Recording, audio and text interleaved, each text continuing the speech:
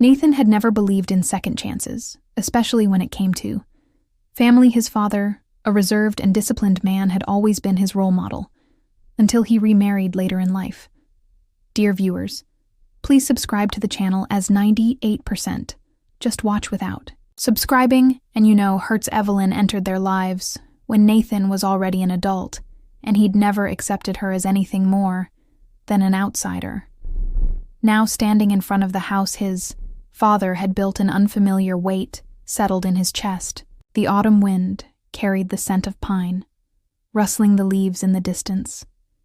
He pulled his coat tighter around himself, staring at the house that had once been filled with warmth, but now stood eerily quiet. It had been a year since his father passed, and he had avoided coming back ever since. But today he had no choice. Evelyn had called him, her voice steady, yet carrying an urgency that left him. Uni. He stepped onto the porch, his knuckles hovering over the wooden door. Before he finally knocked, the door opened almost immediately, revealing Evelyn. She looked the same, graceful yet wary, as though time had left invisible scars on her delicate features. "I wasn't sure if you'd come," she said softly, stepping aside to let him in. Nathan didn't triply. He walked past her, his eyes scanning the familiar surroundings. The house smelled of cinnamon just as it had when his father was alive. He wondered if Evelyn still baked his father's favorite apple pie out of habit, or if the scent was merely a trick of his memory. "Appreciate you coming, Nathan." She continued, folding her hands in front of her. "There's something important I need to talk to you about." He exhaled sharply, already regretting his decision to show up. "If it's about the house I told you before, I don't want anything to do with it." Evelyn studied him for a moment before speaking.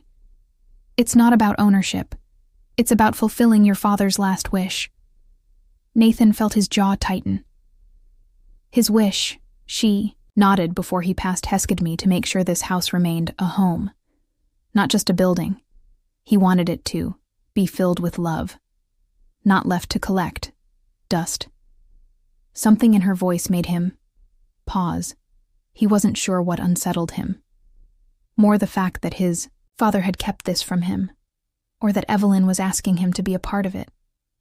"I don't understand," he admitted, crossing his arms.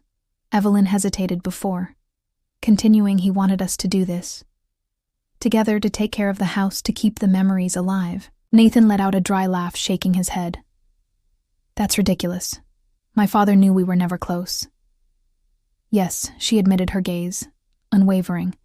"But he also believed that time changes people, that we could find common ground if we tried." The weight in his chest grew heavier. He had spent years resenting Evelyn, blaming her for disrupting the life he once had. But now, as he looked at, he saw something else, something he'd refused to acknowledge. Before, she wasn't just his father's wife. She was a woman who had lost, just as much as he'd. Silence stretched between them outside. The wind howled against the windows, urging him to respond. "I don't know if I can do this," he finally admitted, his voice quieter than before. Evelyn offered a sad smile. "I'm not asking for anything more than a chance, Nathan, a chance to honor the man we both loved." Her words settled in his chest like a quiet echo, forcing him to confront the truth he had spent years avoiding.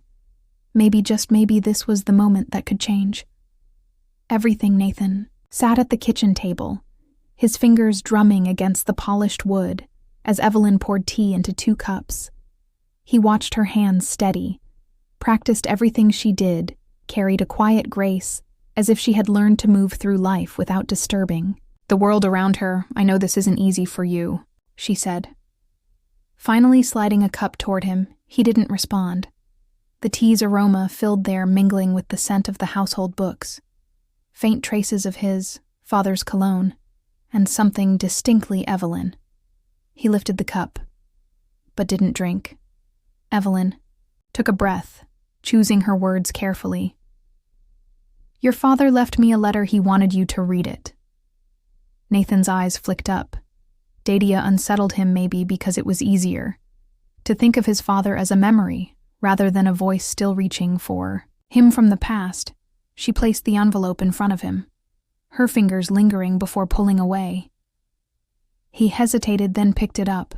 The handwriting was unmistakable, strong, deliberate. Nathan, I know. You carry anger in your heart, and I know. I am the reason for it. I never meant for Evelyn to replace what we lost. I only wanted to find a piece of happiness again. And I did. I only wish I had more time to make you see that. Love isn't a betrayal.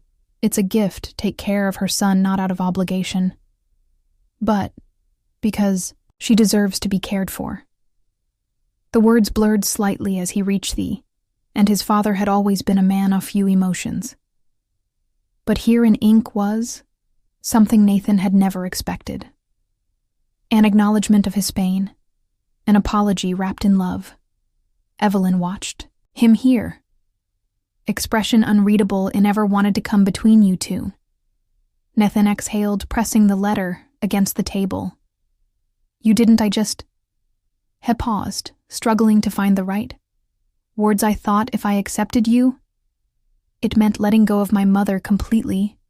Her face softened, and for the first time, he saw something in her eyes he hadn't noticed before. Understanding, not judgment. Love doesn't erase the past, Nathan, it just makes room for more. The weight in his chest shifted.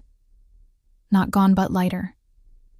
Somehow he looked around the house. The walls that had once felt suffocating now felt different. Not just a relic of the past, but something still alive.